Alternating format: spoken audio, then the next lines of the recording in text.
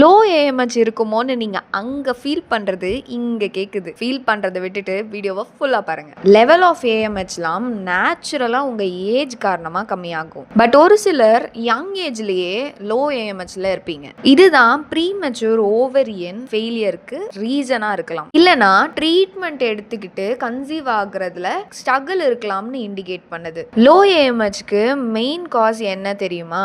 Age ஆக ஆக உங்க எக் கவுண்ட் கம்மியாகும். அதனால பிரெக்னன்சி சான்சஸும் கம்மியாகும். அது மட்டும் இல்லாம ரொம்ப புவர் டயட், நல்லதில்லாத junk foods, processed and preserved foods சாப்பிட்றதுனால ஏஎம்ஹெச் கண்டிப்பா அஃபெக்ட் ஆகும். இதனால பிரெக்னன்ட் ஆக முடியாதுன்னு ஒண்ணுமே இல்லை. ட்ரீட்மெண்ட் ப்ராப்பரா எடுத்துக்கிட்டீங்க அப்படின்னா நீங்களும் பிரெக்னன்ட் ஆகலாம். இந்த மாதிரி யூஸ்ஃபுல்லான வீடியோஸ்க்கு என்னை சப்ஸ்கிரைப் பண்ண மறந்துடாதீங்க.